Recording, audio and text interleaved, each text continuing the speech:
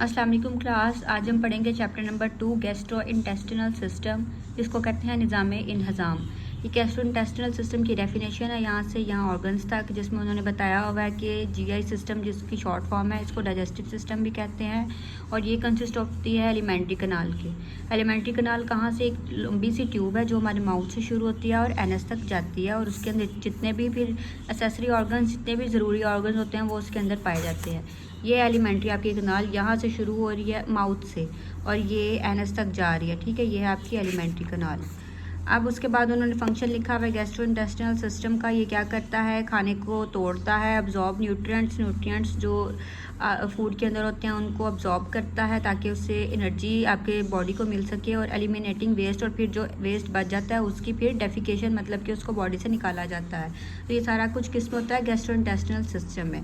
अब उन्होंने फंक्शंस बताया है। ये एक शॉर्ट क्वेश्चन है कि एक अगर आपसे डेफिनेशन और फंक्शन पूछा जाए तो आप इसको बता सकते हैं। अब जो एक लॉन्ग क्वेश्चन में आ जाता है कि फंक्शंस क्या हैं गैस्ट्रोइंटेस्टिनल सिस्टम के, और इसी में से आपके बहुत सारे शॉर्ट क्वेश्चंस भी बन जाएंगे। ठीक है, अच्छा, एलिमेंट्री कनाल का सबसे पहले अब उन्होंने बताया है कि ये सारा कुछ है ही कंसिस्टेड ऑफ जो गैस्ट्रोइंटेस्टिनल सिस्टम है वो कंसिस्ट ही एलिमेंट्री कनाल पे करता है, तो उन्होंने इसलिए एलिमेंट्री कनाल की हेडिंग यहाँ लिखी है। अच्छा, तो उन्होंने लिखा सबसे पहले माउथ से डाइजेशन स्टार्ट होती है। पहले फूड आप जो खाते हैं वो आप च्यूइंग करते हैं, चबाते हैं, और फिर जो सलाइवा होता है उसके एंजाइम्स के साथ आपका जो च्यू फूड होता है जिसको आप चबाते हैं वो मिक्स होने लग जाता है।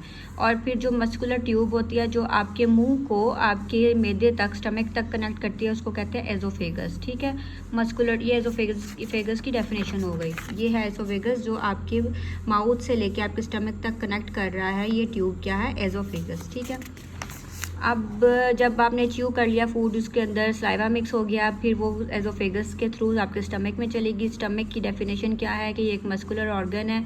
ये क्या करता है, डेट चर्न्स फूड, तोड़ता है और जब फूड को और मिक्स करता है उसको गैस्ट्रिक जूस के साथ। अब ये स्टमक के अंदर गैस्ट्रिक जूस होता है और इसकी कंपोजिशन 3 चीज़ें होती हैं। एक हाइड्रोक्लोरिक एसिड नंबर 1, ठीक है, नंबर 2 इसमें पेप्सिन होता है, और नंबर 3 इसके अंदर म्यूकस होता है। ये किसकी कंपोजिशन है, गैस्ट्रिक जूस की, और गैस्ट्रिक जूस कहाँ पे है, आपके स्टमक में। तो जो HCl है वो क्या करता है, बिल्कुल बैक्टीरिया जो किल बैक्टीरिया कर देता है, और जो पेप्सिन है एंजाइम वो क्या करता है, प्रोटीन्स को तोड़ता है, और म्यूकस जो है वो क्या करता है, स्टमक वॉल को प्रोटेक्ट करके रखता है ताकि एसिड और एंजाइम स्टमक को डैमेज ना कर सके। अब यहाँ पे इन्होंने एक बहुत कॉमन क्वेश्चन, एक बात बताई हुई, और ये बहुत एक कॉमन क्वेश्चन है जो पूछा जाता है कि आपके स्टमक के अंदर क्या है, HCl पड़ा हुआ है। HCl एक बहुत स्ट्रॉन्ग एसिड है। आपको पता है एसिड जो होता है वो मेटल्स को भी जंग लगा देता है, मेटल्स को भी तोड़ फोड़ कर सकता है, जैसे कि तेज़ाब जिसे कहते हैं ना, उस सेंस में। तो आपके स्टमक में पड़ा हुआ है, तो फिर ये स्टमक को क्यों नहीं नुकसान पहुंचाता, क्यों, क्योंकि स्टमक के पास एक म्यूकस लाइनिंग होती है। यहाँ पे ऐसे जो इसकी वॉल्स होती हैं ये म्यूकस से बनी होती हैं इसके अंदर।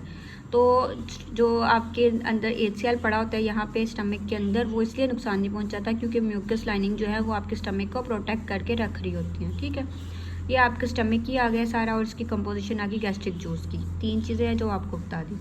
फिर उसके बाद क्या जो है, थोड़ा सा डाइजेशन स्टार्ट होगी, थोड़ा सा फूड डाइजेस्ट हो गया।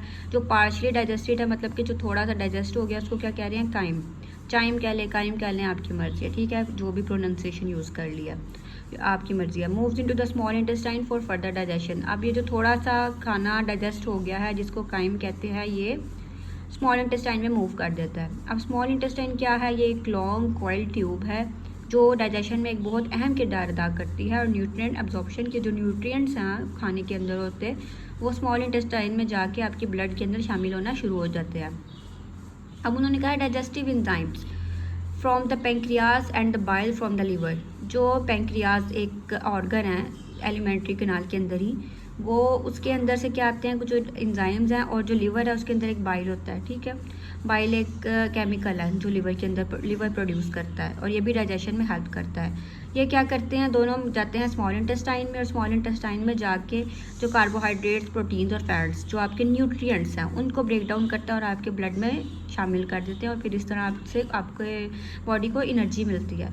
फिर उसके बाद उन्होंने कहा है कि स्मॉल इंटेस्टाइन के अंदर कुछ टाइनी फिंगर लाइक प्रोजेक्शंस भी होते हैं जिसको विलाई कहते हैं, और विलाई के अंदर भी और छोटे प्रोजेक्शंस होते हैं जिसको माइक्रोविलाई कहते हैं। तो विलाई और माइक्रोविलाई किसके अंदर हैं? स्मॉल इंटेस्टाइन के अंदर। और ये क्या करते हैं? सरफेस एरिया को इंक्रीज़ करते हैं। इनका फंक्शन है ये, ठीक है। ये बहुत इंपॉर्टेंट क्वेश्चन है कि इनका फंक्शन क्या है कि इस सरफेस एरिया जगह को थोड़ा इंक्रीज़ कर देते हैं ताकि ज़्यादा से ज़्यादा ऑब्जॉर्प्शन हो सके न्यूट्रिएंट्स की, आपके ब्लड के अंदर न्यूट्रिएंट्स शामिल हो सकें यहाँ से।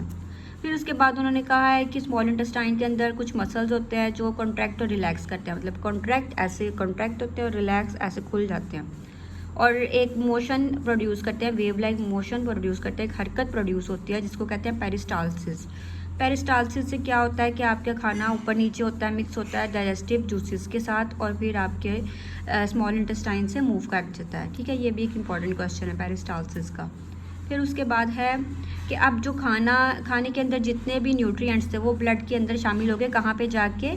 स्मॉल इंटेस्टाइन में। अब जो स्मॉल इंटेस्टाइन से बाकी का फूड है वो कहाँ मूव कर जाता है? लार्ज इंटेस्टाइन में। लार्ज इंटेस्टाइन में क्या होता है? सबसे पहले उस फूड में से वाटर निकलता है, वाटर आपकी बॉडी के अंदर एब्जॉर्ब हो जाता है ब्लड के अंदर, और जब वाटर उसमें से निकल जाता है तो फिर उसके अंदर जो सॉलिड मटेरियल रह जाता है वो आपकी बॉडी के लिए किसी काम का नहीं होता, इसलिए उसको वेस्ट कहते हैं, या फिर कहते हैं फीसिस पखाने। तो वो आपकी लार्ज इंटेस्टाइन से आपकी एनएस के थ्रू बाहर निकल जाता है, और इस प्रोसेस को क्या कहते हैं? डेफिकेशन, ठीक है। ये मैंने शॉर्ट आपको सारा एक्सप्लेन कर दिया है कि ये एलिमेंट्री कनाल था, और एलिमेंट्री कनाल कहाँ से शुरू होती है? माउथ से लेके एनस तक जाती है। माउथ के अंदर आपका खाना टूटता है, च्यूइंग का प्रोसेस होता है, फिर स्टमक में जाता है, स्टमक के बाद स्मॉल इंटेस्टाइन में क्या होता है कि न्यूट्रिएंट्स अब्जॉर्ब होते हैं, और फिर लार्ज इंटेस्टाइन में जाता है। लार्ज इंटेस्टाइन के अंदर जाके आपका वाटर उसके अंदर एब्जॉर्ब हो जाता है बॉडी के अंदर, और फिर वो सॉलिड मटेरियल डेफिकेशन के थ्रू निकल जाता है।